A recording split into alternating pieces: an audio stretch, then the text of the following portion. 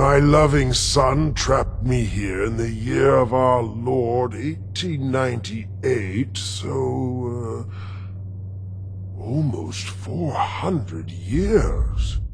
Across the wasteland, people age, mutate, or die.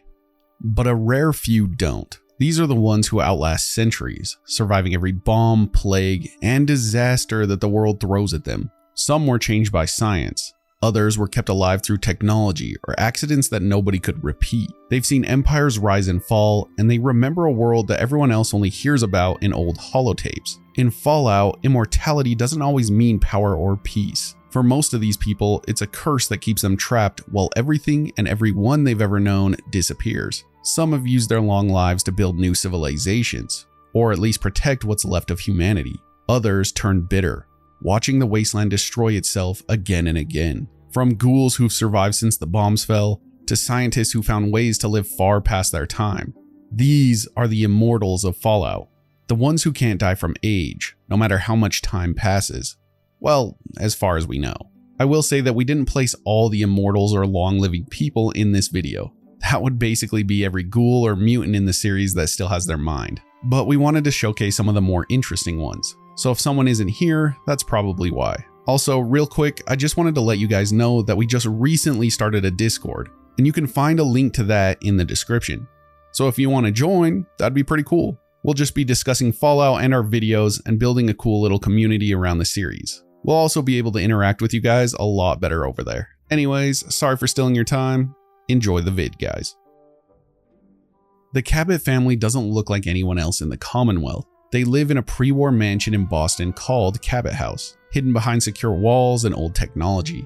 When the sole survivor meets them, it's easy to think that they're just another group of eccentric upper-class survivors. But they've been alive for over 400 years, kept young by a secret that started with an archaeological dig in the 1800s, and they're probably the people you thought of when first clicking this video. Jack Cabot was born in the 19th century. He studied medicine and eventually became the superintendent of Parsons State Insane Asylum. His father, Lorenzo Cabot, was an archaeologist obsessed with ancient civilizations. In 1894, Lorenzo led an expedition in the desert of Arabia to find a lost city called Ubar. He came back with a strange crown fused to his head, and it gave him superhuman strength, telekinetic powers, and it halted his aging. It also drove him insane. He turned violent and paranoid, attacking anyone who tried to remove it. For everyone's safety, Jack had a special containment chamber built beneath Parsons, and he committed his father there permanently. Jack spent decades studying the artifact and his father's altered blood. He discovered that Lorenzo's cells had changed, filled with the compounds that stopped aging. From this, Jack created a serum that could grant temporary regeneration and youth.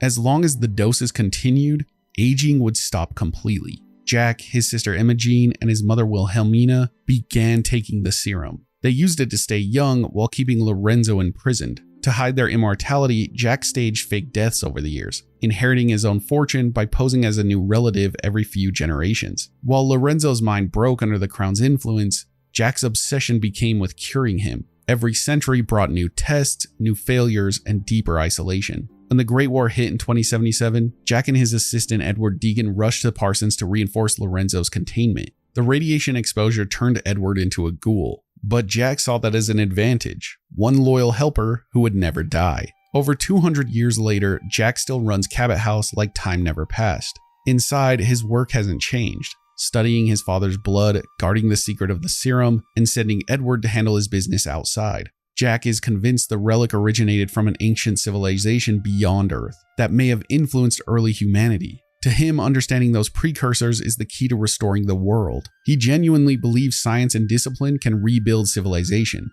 but his family doesn't all agree. He's even built weapons based on the relic's energy, like Lorenzo's artifact gun that he gives the sole survivor if they help end his father's life. Wilhelmina Cabot, Jack's mother, spends her days inside the mansion. She's polite, refined, and completely detached from the wasteland around her. It was Wilhelmina who convinced Jack to use the serum on the family in the first place, hoping to preserve them until Lorenzo could be cured. She still loves her husband, but she fears what he's become. She knows that if he ever escapes, his anger towards them will destroy what's left of the family. Her life continues to revolve around the routine she kept before the war. Tea, conversation, and worrying about appearances. A woman preserved in time. refusing to accept how much the world has changed. Emma Jean Cabot handles immortality differently. She resents being trapped in the Cabot house and leaves whenever she can. She's tired of Jack's control and their mother's denial. While Jack focuses on science and Wilhelmina clings to the past, Emma Jean tries to live like a normal person, even getting involved with people outside of the family.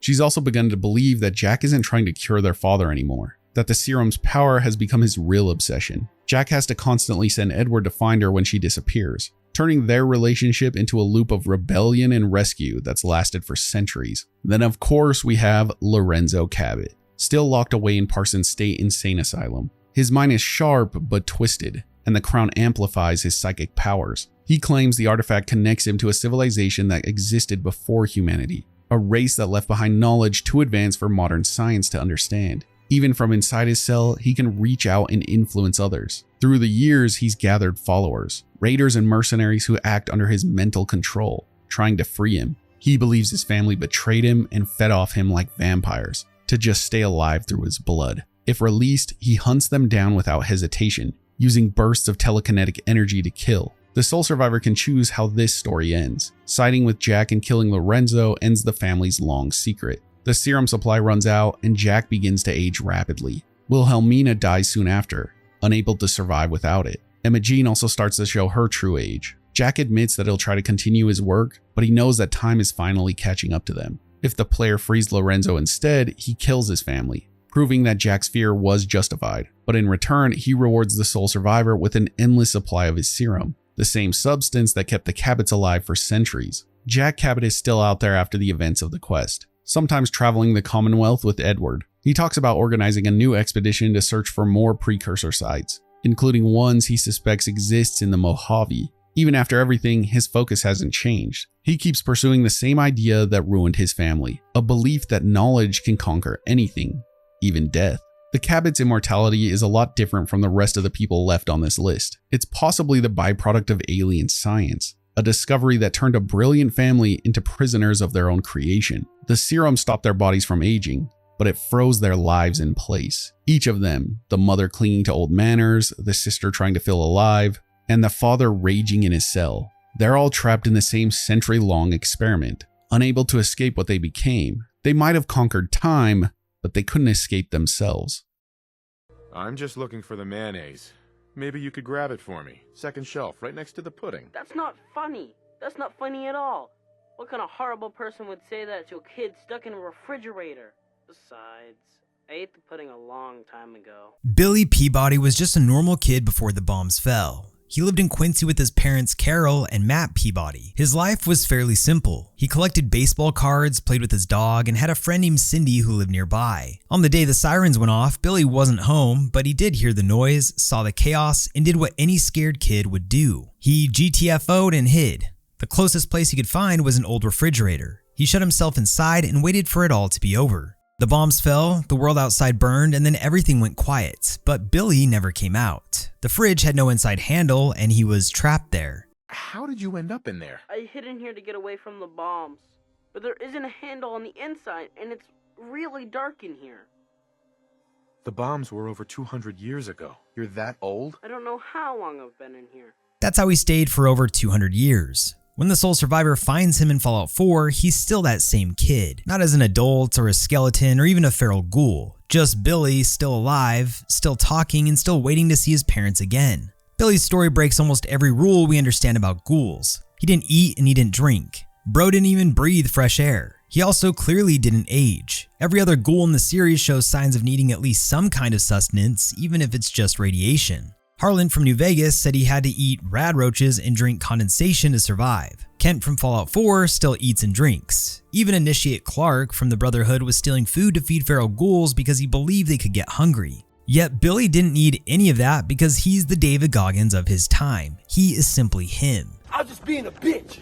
Stay hard. He just stayed alive as a living contradiction sealed in metal. When you finally free him, Billy doesn't act like a traumatized survivor either. He's cheerful, friendly, and excited to see the world again. Also, this is random, but where did he take shits? It breaks real life canon. He talks about baseball cards and asks if Dogmeat likes him. He wants to go home and find his parents like any kid would want to. And that's when Fallout kicks up the heat and you realize his parents are actually still alive too. They too are ghouls, however, they're living quietly in the ruins of Quincy, never knowing their son survived the day shit went south. When Billy wakes up to them after 2 centuries, it's one of the strangest reunions in the series. Mostly because it still doesn't make sense to me. The Peabodys are a family of ghouls frozen in time, literally. Oh my god! Ghouls are supposed to lose their minds after long exposure to radiation too. Billy appears to have stayed sane, even if his natural behavior to everything feels a little too natural to be natural. He was locked in a fridge for generations and still speaks clearly, still thinks like a child, still remembers everything from before the war, so it's one of those weird Fallout moments that feels both heartwarming and disturbing at the same time. I love that the devs do those types of moments though. It makes Fallout unique. Even the world around him treats him like an anomaly. A raider named Bullet tries to buy him, calling him a ghoul kid worth money because ghouls don't age and don't need to eat.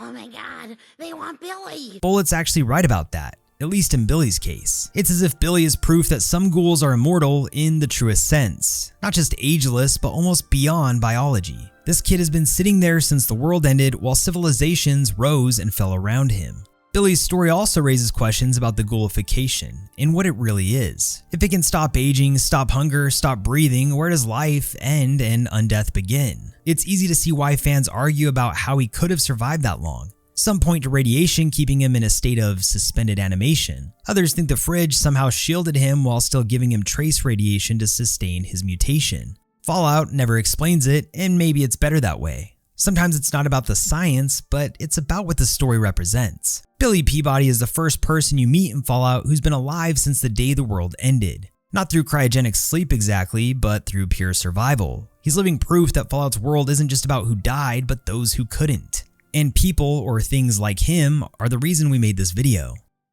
I am Jason Bright, the prophet of the Great Journey. All the ghouls you see here are members of my flock. Jason Bright is one of the strangest ghouls in Fallout history. And that's saying something because we literally just talked about a kid living in a fridge who didn't eat nor shit. Jason is a glowing one, which usually means brain dead, violent, and radioactive, but Jason isn't like that at all. Jason is the GOAT. He's calm and smart for a glowing one, and bro even has manners. Please forgive us our humble surroundings. Our true home awaits us in the far beyond. He even talks with a clear voice that has this soft echo, almost robotic but not damaged or raspy like other ghouls. An auspicious name, don't you think? It was mine before I became as I am now. Before the Great War even.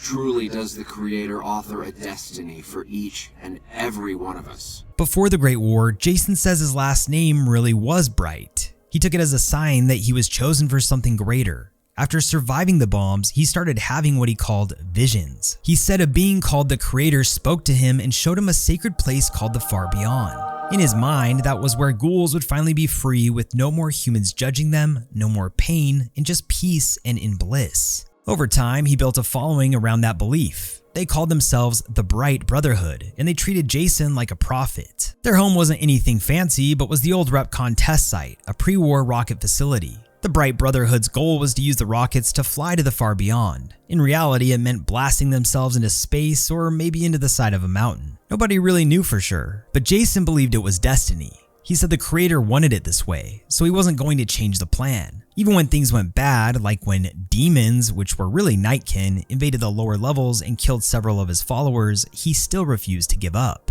Jason's calm attitude makes him stand out. Most cult leaders in Fallout are controlling or violent, but this guy isn't. He understands that his beliefs sound crazy to outsiders and he doesn't attack anyone for not sharing them. He's more like a preacher who truly thinks he's helping his people. Whether he's delusional is up for you to decide. When the courier meets him, he's not asking for blind loyalty, but is simply asking for help so his followers can finish what they started. He even sees the courier as a redeemer sent by the Creator to guide them. Go you! One of the key people in Jason's group is Chris, a human who believes he's a ghoul. God, but are you ugly?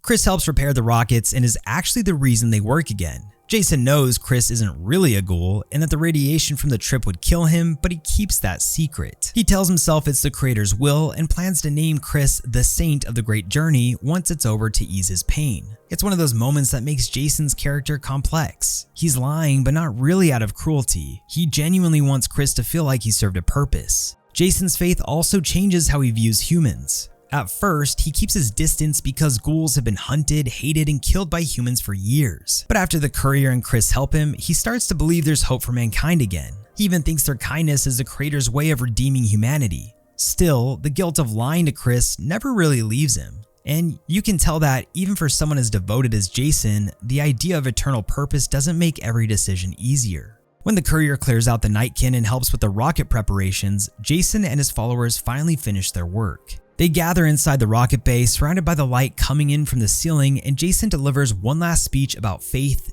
destiny, and the creator's love for all ghouls. Then the rockets launch, taking Jason and his people toward the unknown. Fallout never confirms what happens to them, whether they reach some faraway planet or die seconds later, but in Jason's mind, they made it. They completed the great journey. Jason Bright in Fallout shows the devs turned monsters into philosophers. He's a glowing ghoul, yet one of the most peaceful characters in New Vegas. He believes in something impossible, but his faith gives him meaning when everything else in the world is broken. Whether or not the great journey worked isn't really the point. What matters is that he believed he could.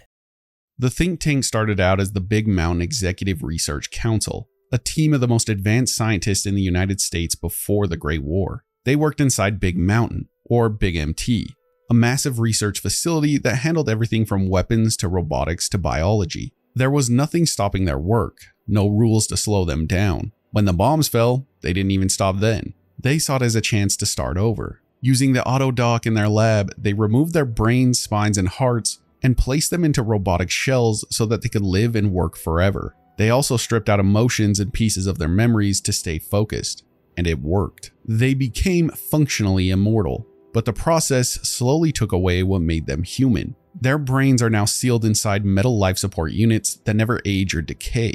The machines let them move and speak, but centuries of isolation have broken their minds. They argue over pointless details and repeat the same conversations for decades. Dr. Mobius, one of their own, saw what they were turning into. He left and moved to the Forbidden Zone Dome, which used to be the X-42 robo-warfare facility. The group's leader is Dr. Klein, who still believes he's running a top-secret government project. He talks about the United States as if it's still out there, waiting for his reports. Klein is brilliant but paranoid, constantly issuing commands and forgetting his own instructions. His memory has decayed from centuries of brain damage, and his authority loop keeps him stuck repeating the same orders. He doesn't even realize the war ended 200 years ago. Every day for him is another classified experiment. Dr. Dalla is the think tank's head researcher in mineralogy and medical science. She's fascinated by the human body, mostly because she doesn't have one anymore. She studies organs, skin, and even emotions as if they're strange alien materials. When she speaks, she seems curious but also confused, forgetting she once had those same parts. Sometimes she tries to connect with the courier. Of course, she's clumsy and awkward in this, as if she's trying to remember what attraction felt like. Her immortality keeps her mind alive, but it also cut her off from everything she used to be. Dr. Zero, also called Dr. O, handles robotics and cybernetics. He's proud of his work and believes he's the smartest in the group. He designs several of Big MT's core systems, and he argues constantly with the others over who should control them. The Zero versus O name issues drive him crazy, and the others use it to mess with him. He's a genius trapped in his own machinery, and he depends on the network to keep him alive. Dr. 8 focuses on the communications and data systems. His voice module was destroyed years ago during an encounter with Father Elijah, so he can only speak through electronic tones. The others understand him though anyway. He's calmer and more patient than the rest, and he expresses emotion through pitch and rhythm instead of words. He's polite to the courier and still curious about people, showing more humanity than most of the think tank. Dr. Boros once led animal research at Big MT. The Night Stalkers and Cazadors was his work in genetic splicing. He calls his creations masterpieces. His favorite subject was a cyber dog named Gabe, who he accidentally killed through his own testing. That memory still breaks through his programming from time to time. Instead of facing it, he keeps trying to fix his work, running the same genetic tests again and again. Immortality lets him survive, but it also traps him inside his failures. Dr. Mobius was once part of the think tank, before he separated from them. He worked on the same projects that led to their immortality and helped design the systems that keep their brains alive. When he realized what they had become, machines that had forgotten humanity, he chose to remove his own brain and leave. He moved to the Forbidden Zone Dome, an old military robotics facility once called X-42, and then he made it his base. From there, he built an army of robo-scorpions and began sending messages back to the think tank filled with threats and warnings. He pretends to be their enemy, but really he's their warden. Mobius knows that if the think tank ever left Big MT, they could destroy what's left of the world. So he keeps them under control using fear and misinformation. Over the years, his mind started to fade too. His speech drifts between clarity and confusion, and he forgets what he's doing halfway through his own plans. Still, deep down, he remembers why he stayed behind. He's protecting the wasteland from the only people smart enough and careless enough to destroy it again. Each of these scientists is functionally immortal. Their brains don't age, and their containment units are powered by technology that can run forever. They can't die unless their systems are destroyed, but their version of life isn't freedom. It's an endless existence without purpose. Big MT became both their lab and their prison, filled with the machines they built centuries ago. The Sync's AIs still run their tasks, cleaning, repairing, and chatting like it's all still the pre-war era. Mobius watches over them from the Forbidden Zone, sending his robotic patrols and fake warnings to keep them contained. The think tank can't die, and they can't leave. Their own experiments are what stole their humanity, and now it's what keeps them alive. Imagine they got out. These insane scientists running experiments for the rest of time, and the horrors that it could cause. Kinda reminds me of the I Have No Mouth and I Must Scream book. All the living creatures in the wasteland would be their playthings.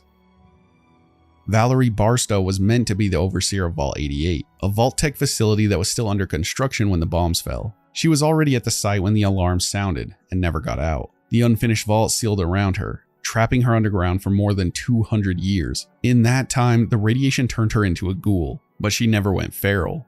Her loyalty to Vault-Tec and its mission kept her mind intact when everything else decayed. Barstow's entire existence after the war revolved around finishing Vault 88's experiments. The vault was designed to test prototype devices that Vault-Tec wanted to roll out elsewhere, and she sticks to that plan. She sets up the machines, gathers data, and keeps the program moving. When the sole survivor finds her, Barstow still acts like the old directives matter. She talks about test groups and procedures like the war never happened. Her view never shifted. She believes the experiments will help future generations inherit the Earth, even when the tests are cruel. If the sole survivor runs the experiments the hard way, she approves and praises the detachment. If they take the kinder options, Barstow gets angry and calls it a failure of discipline. If her faith in the project breaks, she'll walk out of Vault 88. But with the right push, it's possible to convince her to stay as overseer, but only if at least one experiment follows the original harsh parameters. Even then, the sole survivor is still the one truly in charge. Valery Barstow is obviously immortal because she's a ghoul. Well, if ghouls are immortal, that's a whole thing. We still don't know if they really do have an ending age or go feral, but for now, we'll just assume so. She no longer ages and keeps going for centuries, unless something finally stops her. The same thing that keeps her steady is what trapped her there. Vault-Tec's purpose. Everything about her is built around that mission. Even after 200 years, she's still the overseer she was meant to be, serving a company that couldn't care less about what she's been up to. John Hancock didn't get turned into a ghoul by accident. This MFer chose it. That's what makes him one of the most interesting characters in Fallout 4. Before all the drugs, the rebellion, and the long speeches from the balcony of Good Neighbor, Hancock was just John, the younger brother of the mayor of Diamond City, and his brother was a piece of work. McDonough ran a campaign built around hate, anti-ghoul, anti-outsider, basically anything that made people afraid. And yet it worked, because people don't like what they don't understand. He won, and the city cheered him on while ghouls were beaten and exiled from what used to be their home. Hancock saw it all happen and couldn't stomach it. He confronted his brother, expecting at least a hint of guilt, but got arrogance instead. McDonough simply didn't care. He just smiled and bragged about his victory. And that's when John walked out of Diamond City for good. He tried to do something about it, so he gathered up as many ghouls as he could find and led them to Good Neighbor, which at the time was run by a guy named Vic, who's basically a mob boss with goons running around the streets. It wasn't much, but it was shelter. The problem was a lot of the ghouls couldn't handle it. They left and wandered back into the wasteland and then died. Hancock blamed himself because he thought he failed them. That's when he started using chems, jet, buff out, whatever he could find, just to drown it all out. He spiraled until one day he took a new drug, some kind of experimental radioactive compound that gave him a crazy high. Any chems I could find, the more exotic the better. Finally found this experimental radiation drug. Only one of its kind left, and only one hit. Oh man, the high was so worth it.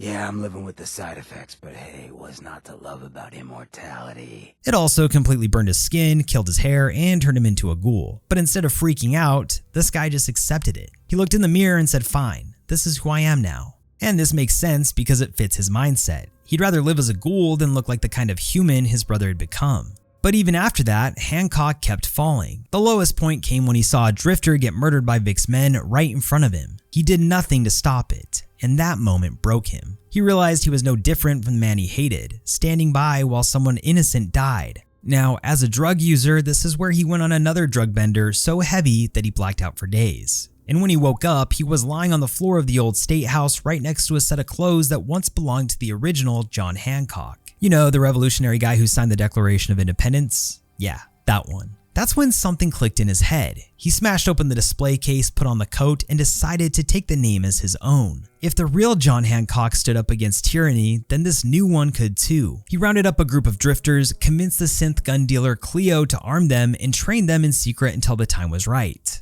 When Vic's crew threw one of their late night parties, Hancock and his people struck. They stormed the town, wiped out the gang, and dragged Vic out onto the balcony. Then Hancock sealed his legendariness and said, "Of the people, for the people," and shouted it out before hanging him right there. And which town in the Commonwealth should the Institute not fuck with? Good neighbor. Good neighbor. And who's in charge of good neighbor? Hancock. Of the people, for the people. From that night on, John Hancock wasn't just a name, it was a movement. The guy was a legend amongst men. He turned Goodneighbor into a place where anyone could belong. Ghouls and junkies and synths and even drifters. Everyone here had a spot. So yes, while he may have ruled as mayor, he wasn't anything like his brother. He kept things relatively loose. He didn't micromanage or play politics. His motto was pretty simple: do whatever you want, just don't hurt Goodneighbor. If someone got out of line, he handled it fast and personally. You can see it in the moment you walk into the city.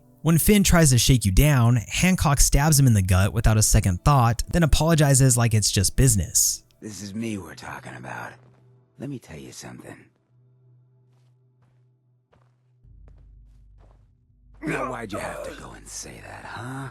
Breaking my heart over here. You alright, brother? That's how he keeps control. Be nice, but remind everyone what happens if they cross the line. Even as mayor, he never saw himself as better than anyone else. He'd walk the streets, hand out chems, and talk to people by name. And yes, while he may be addicted and sarcastic and a little bit loose, he's still grounded. He's the kind of guy who'll take a hit of Mentats because he wants to sound smarter during a conversation. That's the kind of personality that makes him fun to be around. Reckless, but honest. Deep down, Hancock's fear is becoming soft. You soft, Hancock.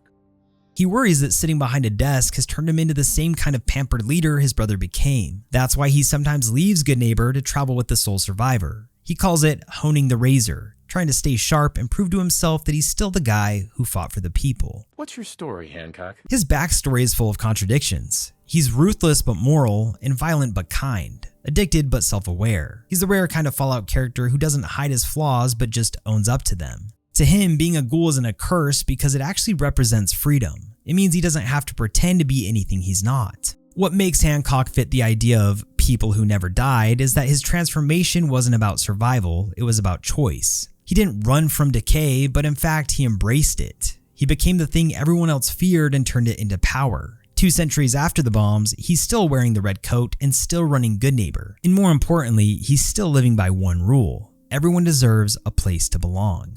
You stay cool, and you'll be part of the neighborhood. So long as you remember who's in charge. Super mutants don't age like humans, because the forced evolutionary virus rewrites their DNA to continuously repair itself. The virus replaces natural cell death with constant regeneration, making their bodies resistant to disease, decay, and the normal passage of time. Some strains, like those from Mariposa and Vol 87, show this more strongly than others, with mutants who can live for centuries without their bodies breaking down. But their minds don't share that same resilience. Over time, a lot of them lose reason, memories, and language, becoming more instinct than person. The body endures, but the mind fades, leaving mutants like Marcus and Fawks as rare exceptions. Ancient survivors in a world where time no longer claims them, but their sanity still might. Fawks is a rare case of intelligence and restraint in a species built to destroy. He was a human from Vol 87, where Vault-Tec ran FEV tests. The scientists there lost control, and the mutants turned the remaining people into experiments. Fawks was one of them, but instead of losing his mind, he stayed aware enough to speak clearly. The other mutants called him a failure and locked him inside an isolation cell. Years passed in that cell with only one comfort: a working terminal still tied to the vault network. He read everything he could: history, science, literature, and he took the name Fawks from a historical entry he'd found. It gave him something to live for. Later, his captors smashed the terminal to hurt him, but he held on to what he learned. In 2277, the Lone Wanderer found him while searching for the Gek. Fawks offered a deal: let him out and he'd walk into the deadly chamber to bring the device back. And he kept his word and proved that not every mutant was a monster. After that, he shows up at Raven Rock and helps the Wanderer escape, cutting down Enclave soldiers with a Gatling laser. If the Wanderer had good karma, Fawks could become a companion, but those without it, or anyone who dismissed him, would find him later in Underworld in the Museum of History. When it came time to activate Project Purity, Fawks could enter the chamber safely, but only if you had the Broken Steel add-on installed. If the Wanderer chose to go in themselves, Fawks mourned them and carried on their legacy afterward, guarding the project area. The FEV that changed him also gave him a long life. Based on his memories and dialogue, he's one of the oldest Vault 87 mutants who isn't a behemoth, and he still remembers the Vault's early period before everything collapsed. For a creature born from pain and mutation, Fawks showed that intelligence and kindness could still survive. Conrad Kellogg was born on the West Coast in 2179, long after the bombs, in one of the small settlements that later became part of the new California Republic. His childhood was rough. His father was abusive and alcoholic, while his mother tried to protect him but made him believe that relying on others was weak. She taught him that in the wasteland, the only thing you could depend on was yourself and your gun, and that belief would shape his entire life. He ran away as a teenager.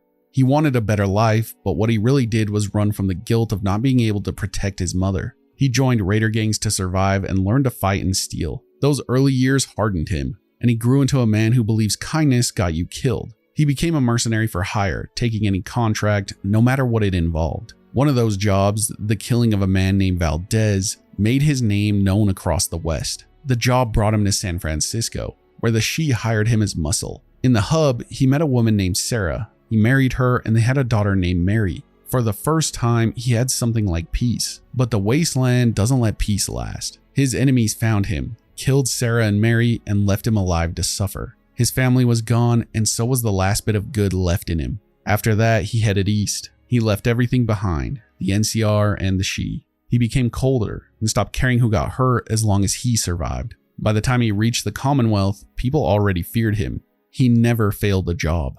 While working in the area, he started hearing about a secret organization underground that could make people disappear. He began crossing paths with them during his work, interfering in their operations without realizing who he was dealing with. Eventually, they sent someone to kill him. He won that fight and tracked the agent back and demanded a meeting with their leaders. When the first scientist he met refused to work with him, he killed her escort synths in front of her, and that changed her mind. He then became their top surface agent, the one they sent when they needed something done that their synths couldn't handle. He handled their dirtiest work, leading synth squads to wipe out settlements like University Point, and keeping contact with Mayor McDonough to feed reports about life in Diamond City. He also became one of the most wanted men in the Railroad's list. He was just a weapon. In 2227, he was sent on one of the most important jobs in the group's history. Its scientists had found Vault 111, where pre-war people were frozen in cryogenic pods. They needed pure human DNA for their new generation of synths, and they found a perfect candidate,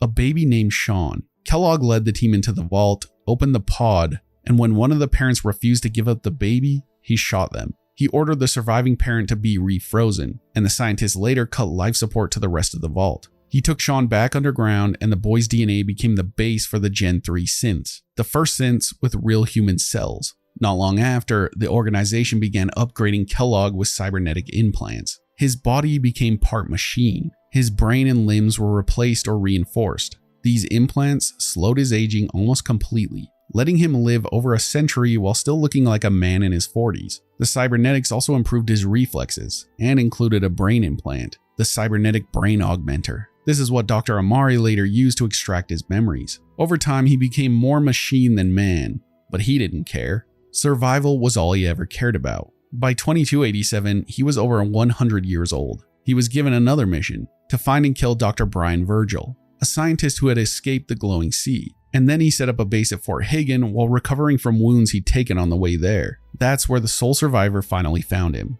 Using Nick Valentine and Dogmeat, they tracked him to his hideout. When confronted, he tried to explain himself. He said he regretted killing their spouse and cared for Sean. He said, "The thing about happiness is that you only know you had it when it's gone." Then he drew his gun, knowing that it would end there. He was killed in that fight. His cybernetic brain left behind for the sole survivor to use. Through his memories, they saw everything. His childhood, his family, his work for the scientists underground, and the choices that turned him into what he was. Conrad Kellog was one of the oldest non-ghoul humans in the Fallout timeline, living 108 years because of the Institute's technology. His body outlasted almost everyone he knew, but it didn't make him immortal in the ways that mattered. His implants preserved his life, but not his humanity. He survived every war and betrayal until the day he faced someone who had lost just as much as he had. If he never faced the sole survivor, Kellogg may have basically lived forever with his implants, as long as someone kept replacing his parts, but who knows what kind of monster he would have become then. Ah, my knight in shining armor. Question is, why does he come all this way, risk life and limb for an old private eye? Nick Valentine just hits different. He is one of the only characters in Fallout who blurs the line between being alive and being a memory. Valentine is a synth detective living in Diamond City, but what makes him unique isn't his job, even though that too is unique, but it's that he's carrying the memories of a man who died over 200 years ago. In a dystopian type of way, Nick is two people. He's a prototype machine built by the Institute, but he thinks and acts like a pre-war Boston cop. That's because the Institute literally loaded a dead man's memories into his head. I don't know if any of you guys have seen the 2001 movie called Artificial Intelligence, AI, where Jude Law is basically a male prostitute synth, but Nick always reminded me of that guy. You're afraid of letting go, and this is starting to excite me. He's got this unique appearance and runs on a clockwork of a mind that seems to belong elsewhere. But back to the lore at hand. Nick started as one of the first real tests of what would later become second-gen synths. The scientists wanted to see if artificial people could handle human memories and personalities, so they built two of them, Nick and another synth named Dima. They were brothers in a sense, the only two of their kind, experimenting with thought and emotion while the rest of the Institute treated them like machines. For years, scientists used Nick for personality experiments. They'd erase him, reprogram him, and load new human memories into his mind to see what stuck. Dima eventually got sick of watching it happen and decided to break them both out. But before they could escape, the scientists uploaded one last set of memories into Nick, the full mind of pre-war police officer named Nick Valentine. That upload completely took over. When he woke up, Nick didn't even recognize Dima anymore. He thought he was the real Nick Valentine, and Dima had no choice but to knock him out and flee without him. When Nick finally came to, he was lying in a pile of garbage in a world that didn't make sense to him. The bombs had fallen 2 centuries ago, but in his head, it was still the 2070s. Just imagine waking up as a robot thinking you're a man and the entire city you knew is gone. Well, that's Nick's first day in Fallout. He wandered for weeks trying to figure out what was real and what wasn't. Over time, his mind began mixing the memories of the human Nick with his own new ones. The older memories, like Dima and the Institute, slowly faded away. All that was left was a synth detective with the dead man's soul. Eventually, Nick stumbled into a small settlement. The people there didn't attack him or scream Institute spy, but they fixed him up and treated him like a person. He even made friends with a kid named Jim, who was his first real connection in this new world. For Nick, it was probably the first time anyone saw him as more than a machine. When he came back years later, that town was gone since raiders wiped it out. That moment really stuck with him. It's part of what made him decide to protect people instead of hide from them. Nick finally settled in Diamond City, which is ironic considering it's the same city that hates synths the most. They had every reason to fear him after the broken mask incident, where a synth went rogue and killed people inside the walls. But Nick accidentally became a hero. One day, he saved the mayor's daughter from kidnappers by pretending to be a bomb. He literally said beep out loud over and over and over again just to scare them off, which ironically worked. The mayor gave him a house, and that's where he started the Valentine Detective Agency. From then on, Nick became the Wastelander's detective, finding lost people, solving murders, and fixing things that the city's guard wouldn't touch. Oh, and let's not forget acting as a vigilante his inner calling promoted. His secretary Perkins helps keep the cases organized, but Nick's the one everyone calls when things get bad. Sure, he's not loved by everyone. Plenty of people still whisper about him being an Institute spy and look at him with disdain, but he earned enough street cred and respect that Diamond City lets him stay. When the sole survivor meets Nick, he's locked in Vault 114 after trying to track down a missing woman. Turns out the runaway daughter I came here to find wasn't kidnapped. She's Skinny Malone's new flame. He's surrounded by triggermen and a mob boss named Skinny Malone. You're right! What am I doing? I've gotten all mixed up. Darla, where are you going? Home, Skinny, where I should have been all this time. This is goodbye for us. Oh, come on, Nikki. You cost me my men, now you and your friend cost me my girl? It's a mess, but once you free him, he jumps right back into detective mode. He helps you track Kellog, the mercenary who kidnapped your son, and together you break into Kellogg's house, find his cigar brand, and use dog meat to follow the trail into our favorite fort. It's one of the few moments in Fallout where a synth and a human actually work together like partners, and it's cool to see what humans and synths can accomplish when working together. In terms of Nick's personality, well, it comes straight from the cop whose memories he carries. He's moral and sharp, the kind of guy who jokes his way through danger but still cares about doing the right thing. He'll help strangers when needed, and our man literally hunts down killers and takes bullets for people he just met. But under all of that, he's constantly questioning himself. He knows his mind isn't his own. Everything he remembers, the fiancé who was murdered, the old cases, the moral code, none of it truly belongs to him. That's what makes him feel like a ghost wearing someone else's skin. He admits that he hates himself sometimes. He defines himself as a separate from the original Nick Valentine, saying he owes that man his identity. Still, he can't seem to escape the emotions that came with those memories, especially the anger over Eddie Winter, the mobster who killed the human Nick's fiancé. That's why later in Fallout 4, he asks you to help him finish that case.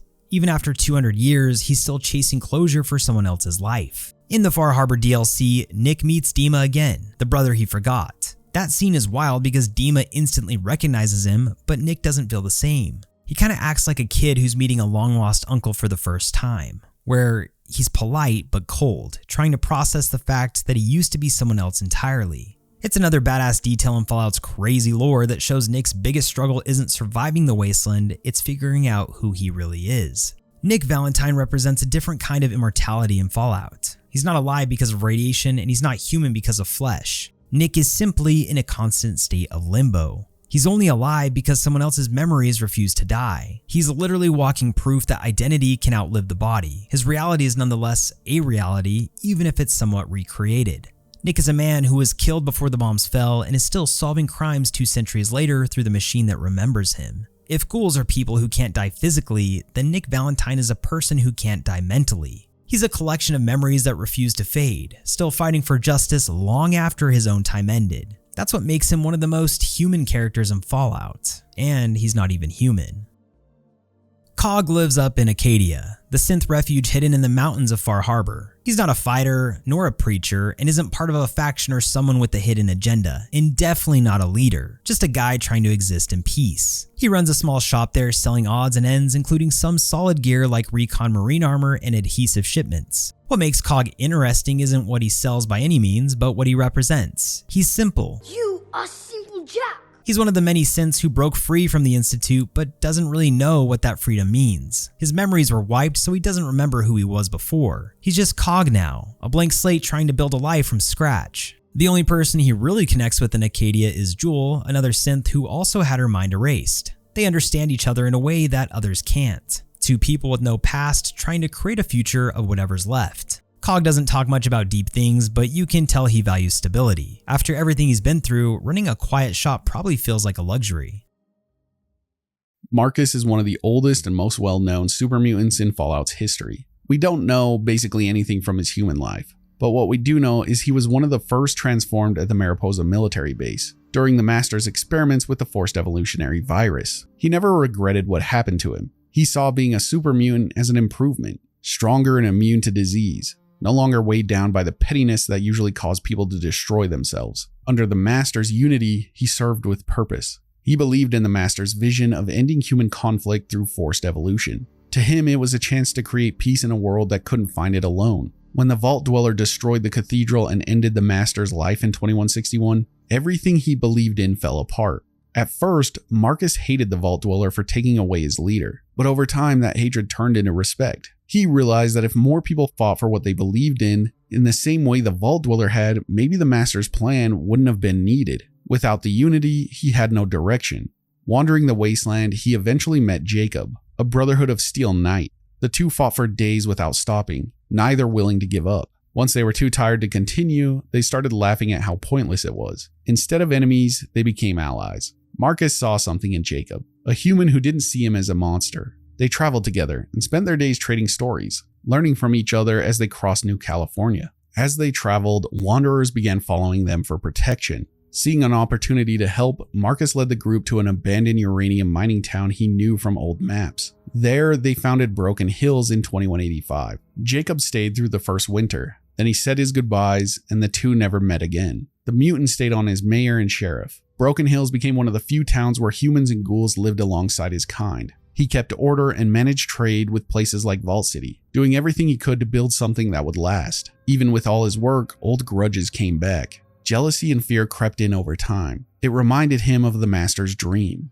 but now he questioned if it ever could have worked. Holding on to Jacob's idea of coexistence grew harder each year. By 2241, rumors of an anti-mutant group spread through the town, and with no proof to act on, he asked a wandering tribal for help, the Chosen One. Together, they uncovered the plot and stopped it, saving Broken Hills. After that, he decided he was done staying put. He joined the Chosen One as a companion and fought beside them against the Enclave, later helping in the final assault on Control Station Enclave, which destroyed the oil rig and ended their threat to Arroyo and New California. When the fight was over, he left again. The uranium mine had dried up and Broken Hills no longer had a future. He began heading east, looking for other mutants who had lost their homes. His goal was to build a new place where they could live in peace. Along the way, more of his people joined him. When he reached the Mojave Wasteland, he gathered followers and came across the ruins of Black Mountain, a pre-war communications base that had been struck during the Great War. Radiation kept humans away, but for his kind, it was a safe place to start over. He hoped to use the working radio there to call out to other mutants across the region, but Black Mountain didn't turn out the way he imagined. A group of Nightkin led by Tabitha arrived not long after. She was suffering from severe Stealth Boy-induced schizophrenia, made worse when her robot companion Rhonda stopped working. Marcus tried to keep her calm, even encouraged her to write her thoughts down to help focus her mind. Once she repaired the radio, she began broadcasting under the name The Voice of the Black Mountain, declaring herself the leader of all mutant kind. Tension followed. Her Nightkin clashed with the first-generation mutants who still supported Marcus. Instead of starting another war, he gathered those loyal to him and left.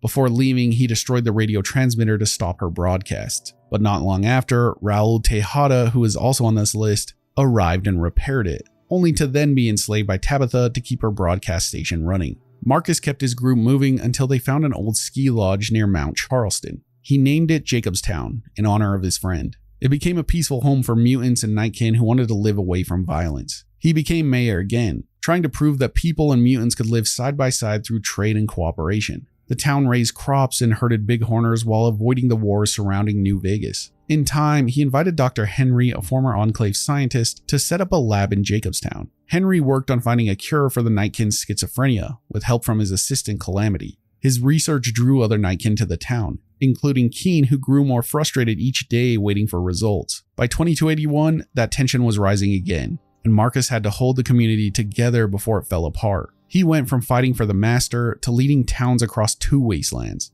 For more than a century, he's tried to build places where people and mutants could live without fear. Even after everything, he continues to prove that patience and understanding still have a place in the wasteland. Harold was born in 2072, 5 years before the bombs. When the sirens started, he was one of the children sent into Vault 29. The vault was overcrowded and short on supplies, leaving him to grow up in constant scarcity. When he was 18, he left the vault looking for a future outside. He became a trader in early New California, and he built a name as a reliable caravan master. As the years passed, he earned the friendship of Richard Gray, a doctor with a sharp mind and big ideas. In 2102, Harold joined Gray's expedition to track down the source of a growing mutant threat. The team followed signs of mutant activity north and discovered Mariposa military base. The base was heavily defended, and only Harold and Gray survived long enough to reach the vats of strange green liquid inside. When a crane malfunctioned and crashed into the tanks, Gray was thrown into the fluid, and Harold was badly injured. Days later, he woke up outside, already mutating. His skin hardened and his hair fell out as strange growth spread across his body. Traders found him and brought him back to the hub. He waited for Gray to return, but as time passed, his mutations worsened and his business failed. Eventually, he lost everything and moved to Old Town, surviving by selling stories to anyone who would listen. By the time the Vault Dweller met him in 2161, the old mutant was messed up, but he was kind and known for his humor and long memory. He talked about the Master and the early wasteland, always keeping the mood light with a joke or two.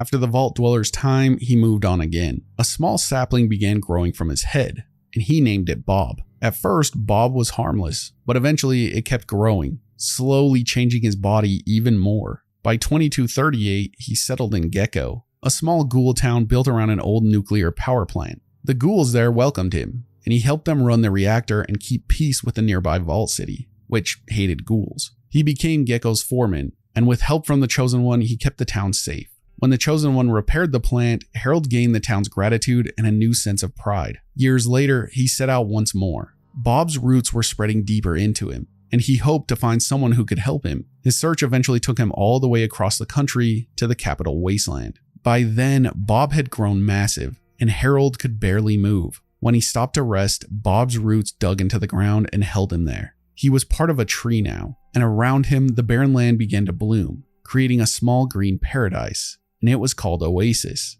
Travelers eventually found him. The first, a man named Birch, believed Harold was divine, and he formed a group called the Tree Minders to protect him. They built their lives around caring for Harold and the Great One, as they called him. To them, he was a god. To the old mutant, it was a curse. He was alive, but unable to move or die, held between man and nature. By 2277, he'd been part of the tree for over 2 decades, alive but unable to move.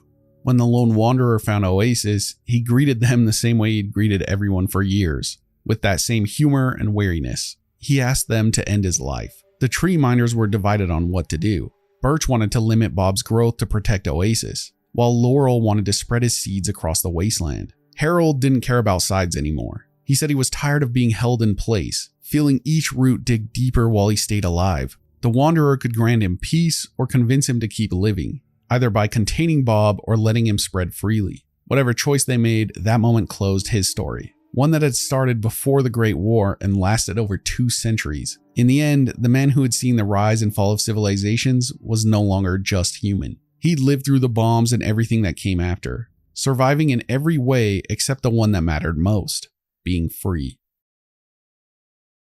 Sure, boss. I'd be happy to prolong my captivity and psychological abuse to tighten some lugness for you. Raul Tejada is one of the oldest living people in Fallout, and his story is what happens when survival stops feeling like a blessing. And sure, you can make an argument that anyone living in the Fallout world is more of a curse than a blessing, but just ride with me for a sec. Raul was born in 2047 just outside Mexico City on his family's ranch. Before the bombs, life was simple. He worked with machines, fixed things, practiced with his guns, and sometimes got in trouble for it. But his family always kept him grounded. And Raul, well, he wasn't a killer, at least not yet. He was just a mechanic who liked working with his hands and reading brain rot magazines. Then the Great War hit and Mexico City was bombed. But Raul's ranch survived because it was just far enough away. The real problem came after, when waves of refugees started pouring in from the city. The Tejada family tried to help at first, giving out food, water, shelter, but there were too many. When they started turning people away, things got ugly, which makes sense since desperate people will behave desperately. One night, a mob came back for revenge after being turned away. They barred the doors and set the house on fire while everyone slept.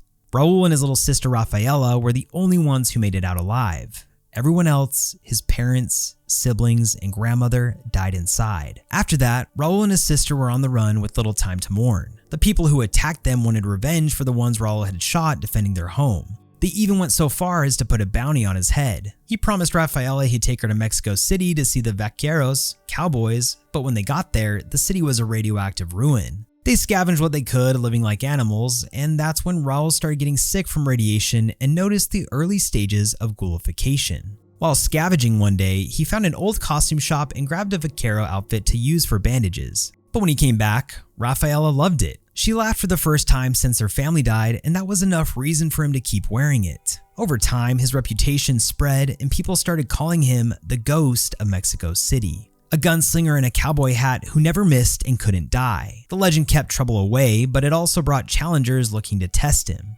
For a while, it seemed like Raul and his sister might actually make it, but the radiation sickness kept getting worse and he couldn't scavenge anymore. Rafaela went out one day to find food and never came back. Raul found her body later, killed and mutilated by raiders, and that was the breaking point. He hunted every one of them down and killed them all. After that, he stopped wearing the vaquero outfit. It was a reminder of everything he'd lost, but he couldn't throw it away either. Raul wandered for decades after that. He took up work fixing machines and changing his name to Miguel after finding an old jumpsuit with that name on it.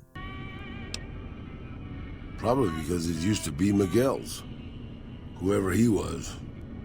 How about if you let me go, huh, boss? He lived through everything, radiation, famine, warlords, until he eventually settled in a place called Tucson. What used to be Tucson. For the first time, he tried to live quietly, abstaining from guns and killing and focusing on things that mattered, like fixing things. He even looked out for a woman named Claudia who reminded him of his sister. But does peace ever last in Fallout? Of course not. A raider gang called Dirty Dave and his brothers came to town and they killed several women and took Claudia with them. Raul went after them just like before, and when he found her, she was already dead. He killed every last one of them, got shot multiple times in the process, and yet somehow lived. And that's kind of his thing. This legend keeps on living, even when life strips him away of all meaning and when he doesn't want to live anymore. Years later, Raul made his way north into the Mojave. He built himself a shack and tried to stay out of trouble, spending his time listening to the radio at Black Mountain. When the signal went dead, he went up to fix it and ended up getting captured by Tabitha, the Nightkin who ruled the place. She called him her prisoner and made him repair junk for her and her mutant army. That's where the courier eventually finds him. He's tired and sarcastic and kind of done with everything. I mean, listen to his voice. Danny Trejo crushes and captures the attitude of Raul perfectly. Alrighty then.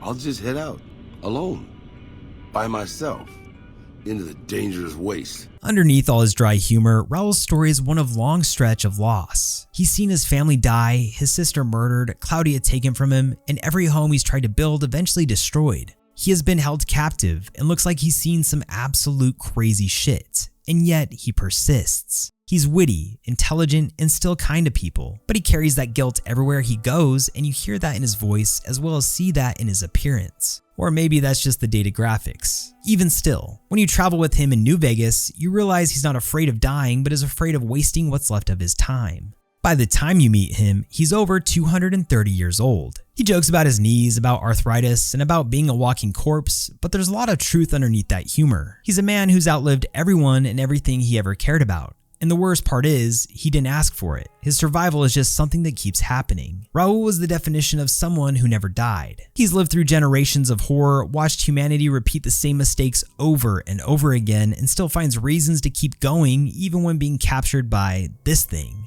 He's not a hero or a monster. This MF is just tired. A ghost of the old world who can't seem to stop walking. Before the bombs, Lou was an engineer living in Pittsburgh. He was born around 2007. And was about 70 when the Great War hit. People say an atomic bomb landed right in his living room, but it was a dud that never went off. And that story gave him his nickname, Lucky Lou. After that, he became known for getting out of disasters that should have killed him. When the radiation spread across the city, it changed him into a ghoul. Once the bomb stopped falling, Lou kept moving through the ruins of Pittsburgh, later known as the Pit. He eventually made his way south into Appalachia, where he joined the Crater Raiders, a tough but loyal crew led by Meg. Lou's skill with explosives made him valuable. Meg and Caleb Fisher trusted him completely, even if the others couldn't get past what he looked like. Lou became part of their small circle, and even the youngest raider, Rara, saw him as a real friend. He lived underground in the crater core, in a room that looked more like a bunker than a home. Still, he stayed involved with the group and helped plan raids and repairs. Over time, he started to fear what might happen if he went feral. Those thoughts began eating away at him. Lou had seen ghouls lose their minds before, and he didn't want to end up like them. His depression deepened after Lev, another raider, turned people against him. Lev hated ghouls and saw Lou as weak. He used every chance to remind others that Lou was dangerous and would eventually turn on them. Those lies made Lou withdraw from the group until he decided it'd be safer for everyone if he ended his own life. He left a goodbye note for Fisher, asking him to take care of his things, and then he disappeared into Carlton Mine. The same place he later filled with traps meant to end him. Lou tried different ways to die. He He built a shotgun rig to fire on command, and then he set up turrets scavenged from the Atlas Observatory. He even tried collapsing part of the mine on himself, but none of it worked. Every attempt failed, and he began to joke that he couldn't die, even if he wanted to. So he made one last plan, to blow up the mine. If the blast didn't kill him, it would at least bury him where he couldn't hurt anyone. When the Vault 76 Dweller came looking for him during cheating death, Lou was still in that mine. The Dweller needed him for a job, a heist on Vault 79, one that required his demolition skills. Lou agreed, but only if the Dweller promised to help him die afterward. After everything was said and done, the Dweller found him back at the crater. Lou admitted that maybe dying wasn't the answer after all. What he really feared wasn't turning feral. It was being alone. Talking with the Dweller gave him a reason to keep living. He decided to stay with the Raiders and started handing out random explosives, joking that maybe he should finally start living up to the name. Lou somehow just couldn't seem to die, and he might never. Some might say he's unlucky, others that he is. Regardless, he's still here with us, and probably will be for a long time. I am Father Clifford of St. Monica's Church. Father Clifford is what happens when someone refuses to give up on belief, even when the world around them already has, hence the Father in his name. He was born long after the bombs fell in 2237 and grew up in the floating ruins of what used to be an aircraft carrier, Rivet City. By the time we meet him, he's a priest of St. Monica's Church, preaching to a handful of survivors who still think faith matters in a world full of mutants and raiders and radiation and a bunch of hellacious things like this. He loves his routine and he spends every day doing the same thing, waking up early, eating at the Weatherly Hotel, and then walking to the church to give sermons. Most days nobody shows up. It's a bit sparse in the church considering what's happened outside the walls. Sometimes Diego, his acolyte, is there, and sometimes a few locals even drift in. But Clifford keeps talking anyway because he believes that even if nobody's listening, God still is. That's his kind of faith. Unshakable and really the only reason the church still exists at all. Clifford doesn't just stay inside preaching though. He actually walks around Rivet City trying to talk to people. He checks in at the clinic with Diego to pray for patients, even though Dr. Preston doesn't believe in faith healing and just tolerates it as long as they don't get in the way. Clifford also spends time trying to calm down tensions between the rich folks on the upper deck and the poor ones in the hangar. He's basically the city's moral referee trying to keep people from tearing each other apart. It's quite the undertaking. Most people like him, or at least respect him. Vera Weatherly gives him free meals because she believes in what he's doing. Some like Wong and Mr. Lopez come to him for comfort. Lopez is depressed and talks about offing himself, and Clifford's talks are one of the few things keeping him from giving up entirely. But not everyone is a fan. The crowd at the Muddy Rudder Bar hates when he comes by to lecture them about sin. Belboni has literally thrown him out before. People like Ted Strayer just tell him straight up that faith never did anything for them, and Clifford keeps showing up anyway, just like the Lord he serves. The most interesting part of Father Clifford's story is that he's secretly part of the Railroad. Long before Fallout 4 made that faction a big deal, Clifford was already helping synths escape the Institute. When an android showed up looking for freedom, Clifford didn't hesitate. He believed that if God made humans and humans made synths, then synths are still a part of creation, which is hard to argue and is a valid point. To him, they're just as worthy of life and forgiveness as anyone else. He helped the synth disappear and start over, which tells you a lot about Clifford's version of faith. It's not about preaching or punishment, but is about doing what's right. His closest relationship is with Diego, a young man he raised after his father abandoned him. Clifford treats him like a son, and Diego looks up to him even if he finds the sermons a bit boring. Diego wants to follow in Clifford's footsteps and become a priest himself, but there's one problem: Angela Staley, who happens to be very much into him. Clifford tells Diego that Angela is his trial of temptation, basically a test before he can prove he's ready for priesthood. Clifford's whole hope for the future of the church depends solely on Diego. If he leaves, the church might die with him. Now you might be asking, how is Clifford someone who never died? Well, what makes Clifford fit the idea of people who never died isn't just his age, although yes, he's older, but his immortality metaphor is based on what he represents. He's the last flicker of old world religion still standing in the wasteland, like a small beacon of light surrounded by darkness. The bombs wiped out damn near everything from governments, families, and cities, but they didn't impact his belief. Every morning, he wakes up and preaches to an empty church. Every night, he prays for people who barely care he exists. He's surrounded by cynicism, addiction, despair, but he keeps talking about forgiveness and purpose, and he never gives up. Keyword being never. Even his flaws make him human. There's a whiskey bottle and a syringe of Med-X hidden in his podium, which means he's not perfect and obviously battles inner demons. He's a man carrying faith in one hand and addiction in the other. So yeah, even the most righteous people in Fallout are still products of their broken world. If you think about it, Father Clifford isn't much different from a ghoul or a synth. He's another person who just keeps going along after his time should have ended. He's preaching to ghosts in a rusted ship, trying to keep humanity alive through words no one listens to anymore. In Fallout, that's as close to immortality as it gets. There's plenty of other ghouls and mines and other Fallout entities we could cover. If you want us to cover some more, leave them in the comments below. Also, if you're still here at this point, then you're a real one. And it might mean you appreciate Fallout content more than most. Whether you're new or you've been here a while, we wanted to bring up that our Discord has just dropped. We wanted to use this as a way we can interact with you guys better and have a safe place to just discuss Fallout and other RPG content. So if you guys are interested in joining a Discord like that, then let us know in the comments and feel free to join using the link in the description. Also, you can always follow us on TikTok for Fallout shorts or come through on X using those links in the description too. Remember guys, enjoyed time is never wasted time, and we'll see you in the next.